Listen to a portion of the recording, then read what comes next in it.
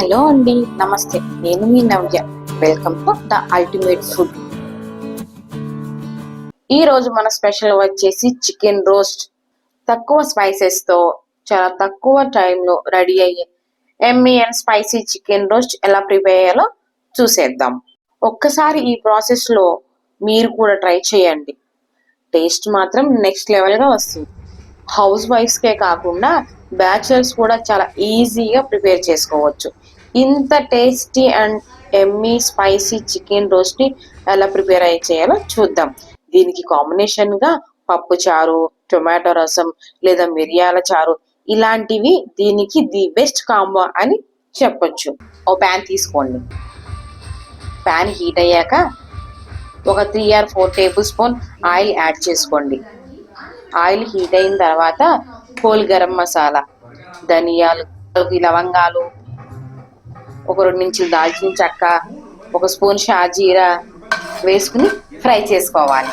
ఈ whole garam masala fry అయిన తర్వాత ఫ్రెష్గా తీసుకున్న కరివేపాకు యాడ్ చేసుకోవాలి. ఒక 2 or 3 సెకండ్స్కి ఇవి కూడా ఫ్రై అయిన తర్వాత అప్పుడే ఫ్రెష్గా మనం దంచుకున్న అల్లం, చిల్లిపాయ, పచ్చిమిర్చి, ఉల్లిపాయ పేస్ట్ని యాడ్ చేసుకోవాలి. చక్కగా ఇది ఆయిల్లో ఫ్రై అయిన తర్వాత ఒక టీ స్పూన్ పసుపు, ఇంకో half teaspoon salt add చేసుకుని చక్కగా తిప్పుతూ కలుపుకోవాలి. మసాలా ఆయిల్లో ఎంత బాగా ఫ్రై అయితే కూర అంత టేస్టీగా ఉంటుంది. నెక్స్ట్ డే కూడా కూర అనేది చెడిపోదు, ఫ్రెష్గా హెల్తీగా ఉంటుంది. మూత పెట్టుకుని ఒక 5 minutes సిమ్లో ఉంచుకుని ఈ మసాలాని కుక్ చేసుకోవాలి. మినిట్స్ తర్వాత మూత తీసి చూస్తే కొంచెం ఆయిల్ పైకి తేలుతూ మనకి మసాలా అంతా ఫ్రై అవుతూ కనిపిస్తుంది. అడుగు మాడకుండా ఉన్నది. మళ్ళీ ఒకసారి మూత తీసి మసాలాలంతా తిప్పుకొని మళ్ళీ ఒక 5 minutes సిమ్లో ఉంచి కుక్ చేసుకోవాలి. 5 minutes తర్వాత మూత తీసి చూస్తే చక్కగా మసాలా అంతా ఆయిల్లో వేగి ఆయిల్ ఇలా పైకి తేలుతూ కనిపిస్తుంది. అప్పుడే మనం ఫ్రెష్గా క్లీన్ చేసుకున్న 1 kg చికెన్ని కడిగి దీనిలో యాడ్ చేసుకోవాలి.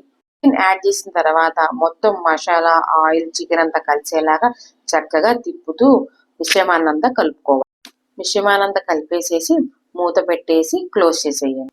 ఒక 10 minutes మీడియం ఫ్లేమ్లో ఉంచి చికెన్ని కుక్ చేసుకోవాలి. ఒక 10 minutes తర్వాత మూత తీసి చూస్తే చికెన్ అంతా మంచిగా కుక్ అవుతూ దానిలో ఉన్న వాటర్ని వదులుతూ కనిపిస్తుంది. ఈ టైంలో మనం కొంచెం ఉప్పుని యాడ్ చేసుకుందాం. యాడ్ చేసుకుని మొత్తం కలిసేలాగా చికెన్ అంతా మిశ్రమాన్ని తిప్పుకొని మళ్ళీ ఒక 10 minutes మీడియం ఫ్లేమ్లో ఉంచి చికెన్ని కుక్ చేసుకుందాం.